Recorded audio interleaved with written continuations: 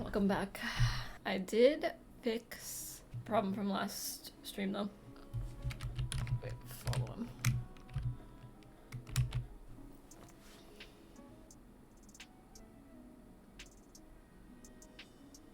I don't know where he's going now. I see. I was like, how is he getting out? Like walking over the tiles we can't walk on. I guess it's too small right here. How do we actually build the level? Yeah, so actually maybe we'll do that today a little bit. Like fix the map. Basically like everything you see in the scene is just a game object, which is mainly just composed of like sprites and stuff. So like this for the market. It's like this is all just like one big just like game object in Unity. It's just comprised of like a bunch of sprites and then whatever you want to kind of add to the game object. So like you can add scripts and stuff onto it. Like the doors, we have like a collider and a script on it. So that's just like a game object as well as sprites attached to it. And you kind of just like compile it all together to like make the game. I also using Unity's tile map. So all of the stuff on the ground is basically just like sprite tiles that I made, and you can just like paint them on the map. But yeah, you can basically just like paint these onto the grid in Unity. Like a bunch of flowers or something. And with these sprites are just like individual game objects. Okay, so we talked about doing like snapping the objects to the grid in Unity in like the editor. So that way they would be like correct for pathfinding. And I learned that this is just a setting in Unity. It's right here. Grid snapping. You can like adjust it to your grid. Mine's 64 by 64. Can you add custom data? I guess it depends what you mean by data. All you can really do with the tiles set is like paint them on the map, and then like you can make animations and stuff too. So for example, like the water I have, these are animated tiles. And walk over there. And that's kind of it though. At least as far as I know. Oh, we're inside. Alright, I gotta fix the, might have to fix some colliders and stuff to make that so the NPCs can't like walk in weird places. But yeah, you can have at least like why are these a different color? It's weird. Oh, I guess it's just cause, you can still kind of see the tile grid. But yeah, there is like animations you can add to the tiles. That's kind of the only like data though you can really add, I guess, if that's what you mean by data. I don't use the tile palette. Like you can use the tile palette for like your entire game if you wanted to. I don't do that with like these sprites are just on top of the map, but like if you're doing like a better approach to the top down kind of like tiles, like I am using the cliffs on the grid, but they don't really line up very well. And you have to like be careful with all your layers and stuff. It's really annoying, honestly. I haven't really figured out a good way to do it. I was just showing that I fixed their problem from yesterday. I just want to clean up some of the scripts with it, though. He goes inside now. Oh my god, it's so small. Let's follow him. Key was not overthinking it. There's still like a part right here that we can get, like the NPCs can get through. We might just have to adjust the radius of the tile collision thing. This will be one of the things we adjust, but okay, let me go to the scripts because so what I did was I do think there was like some issues with the like checking the event and whatnot. Before, like we were trying to like subscribe to the events that was in NPC handler that told us if he went through the trigger or not. The trigger was supposed to teleport him, but then there was problems with like subscribing to that event and whatnot. Why is there nothing to show? That's weird. So I'm actually not even gonna use this event at all. That was the solution. Cause basically I thought about it more and I was like, alright, well what are we like trying to do? We're just trying to get him to go to the door and then teleport inside. Yesterday we were trying to teleport him by going through the trigger. The same way the player does. And that's how I just kind of had it set up like originally with the scheduling and stuff. Cause with like the old schedule, just like the NPC is doing the same thing as the player. But then I was like, alright, well technically like we don't really care that much about the trigger. Like we just need the NPC to walk to the door and then get teleported inside. So that's what I changed, basically. We are instead just teleporting them to the destination when they walk up to the door manually instead of even bothering with the trigger. So now it doesn't even matter. Yeah, it's like sometimes you just like overthink it and you're like, alright. I was like, this is just an extra step technically that we're taking. So I was like, let's just not do that extra step because it's breaking everything, and let's just, yeah, move him. And I think this is also just generally better because then I think there will be less like errors with this. It's like we just wanted to get him to the destination, like inside. That was it. We didn't need to try to like push him through the trigger and stuff, and then like potentially have him like miss the trigger, like do it too early and break things. Like it's just easier. So I'm actually gonna change the teleporting script to remove that, because yeah, it's like we don't need to be teleporting them the same way we're doing the player. It's fine. Yeah, it's like before I was like checking the tag, and then literally like, I mean, this is basically exactly the same like code, which is bad, but this is very old code to be fair that I was probably gonna rework anyways. But yeah, we don't even need this. We can just delete it. I don't need it. We can just keep teleporting the player the way we were doing, and then I'll delete this too, because this is basically the same exact thing as this, what we're doing for the player. The only difference was we weren't moving like the camera and stuff the same way, because we didn't need to. But yeah, we can just get rid of it now, and we don't even need it. Yeah, honestly, it's like sometimes you just gotta like step away from the code and then come back, and then you're like, right, why was I trying to do this way, like in a way more complicated way than we needed to? I don't know. But it happens, and then you learn, and then you try not to do that again, but you inevitably do anyways. At this point, I kind of want to just start like, yeah, polishing things up, I guess. I'm like, what is next as well? You guys have posture check. Oh my god, the posture is always off on the stream. I feel like I need a better like desk system. I did get something to lift my monitor up though, at least, so I don't have to look down at it.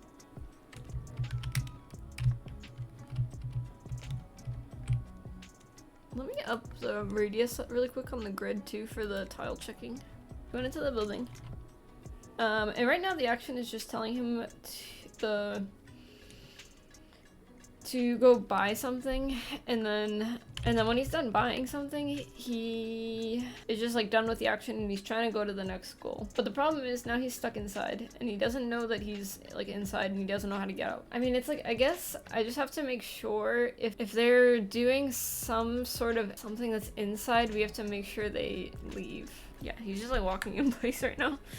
It's also, we probably should also fix it so that, like, if the path isn't found, he doesn't just, like, sit here.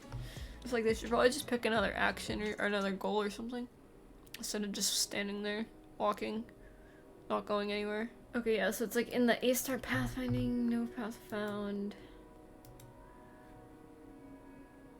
Go to location. Where do we want to handle this, maybe? It's like if a goal fails because of like some reason, we should probably like push it maybe like back one, and then like pick another goal. I don't even know if we'd have to do that though, because it should still maintain the priority. It's like we should pick another goal and then like make, where's my goal manager? Just like pick a different one, honestly. I feel like that'd be better. Or like start wandering around or something like that. Is he just taking forever, or is something broken? I guess the other question also comes though, if like, what if we don't want them to just enter, buy, and then exit? What if we want like steps in between or something? These are all good questions. Okay, wait, I didn't give him the script, that's why. But yeah, I want like the NPCs to kind of like be building up the town and stuff. That's why I need to fix the sprites.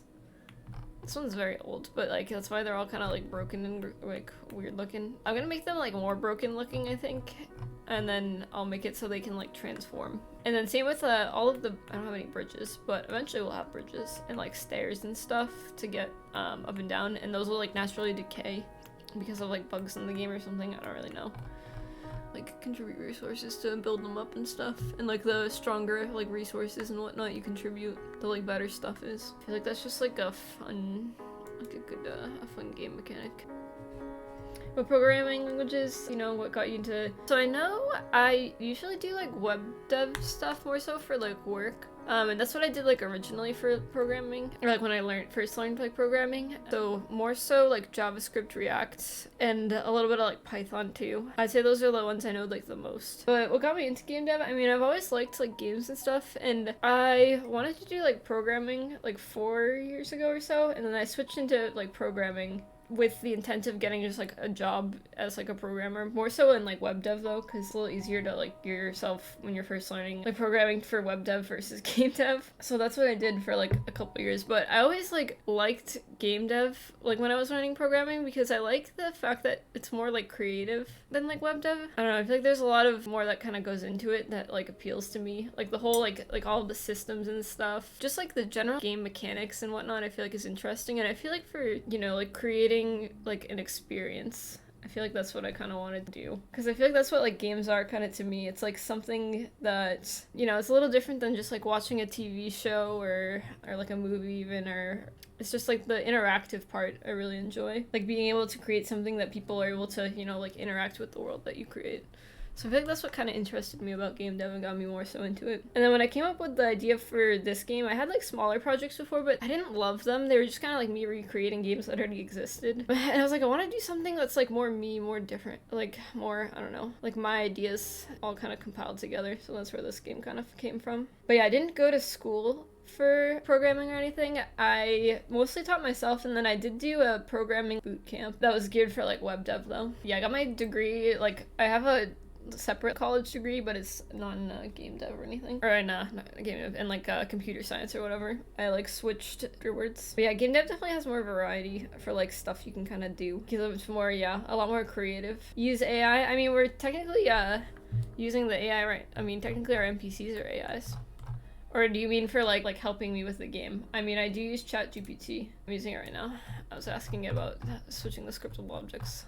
I like to just generally ask it almost like I only started using it like a month ago, 2 months ago. I like to honestly kind of generally ask it every time I'm gonna do something how I should do it, even if it doesn't like give me the code I want, or like I'm not gonna just like copy the code maybe necessarily that it gives me, but I kind of like to see just like its approach that it takes to stuff. I think it's interesting. Sometimes it's not correct, but sometimes it is. It just has like different ways of thinking of like the problems than I do, and I think it's a nice like tool. In general, I feel like programming is something you can definitely kind of teach yourself as long as, I mean, it can be kind of hard to find the right tools, but it is definitely something that's more like, I don't know, I feel like it's almost better to like do your own projects and like try things out yourself. I don't know, I feel like I learned the most of my like programming stuff just from doing my own like projects and stuff, like portfolio projects and whatnot.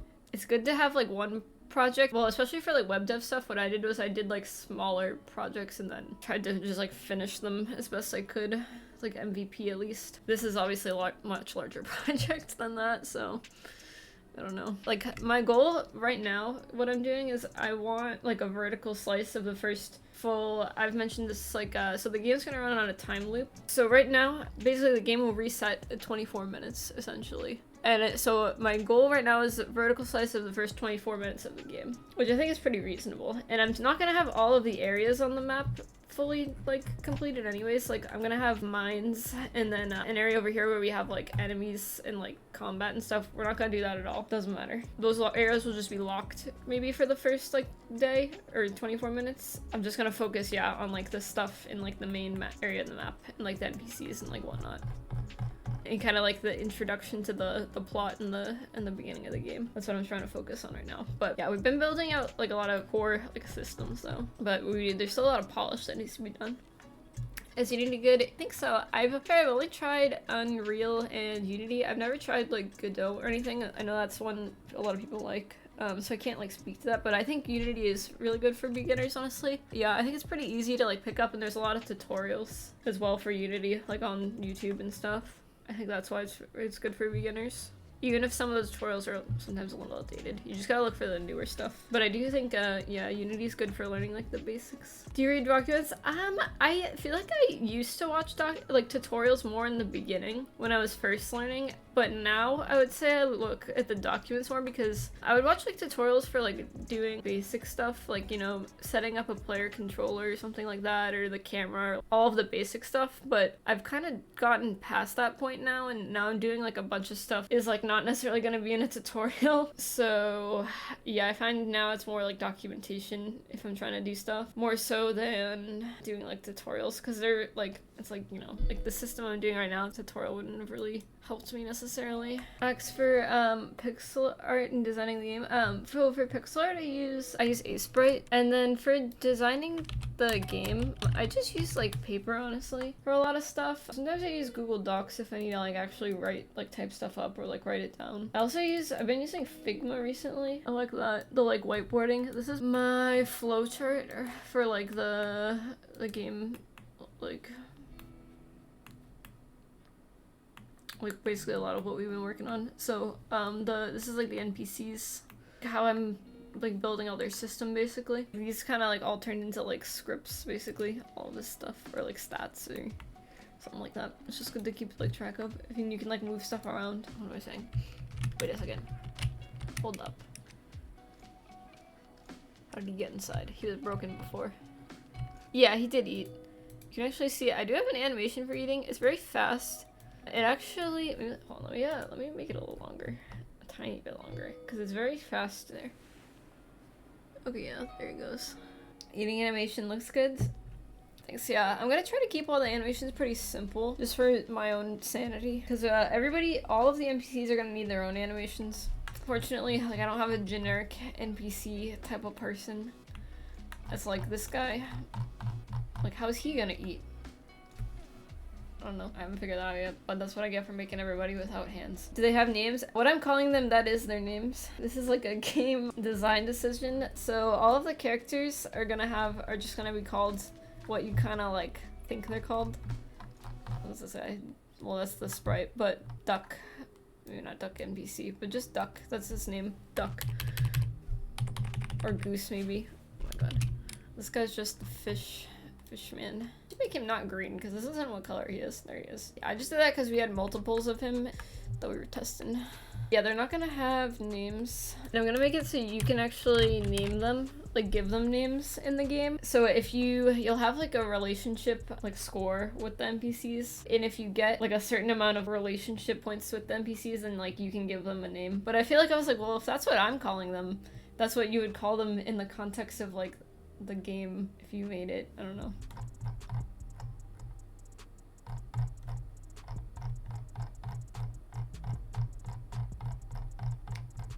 My god.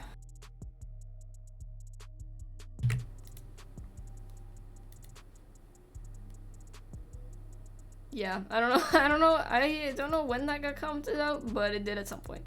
So that's a problem.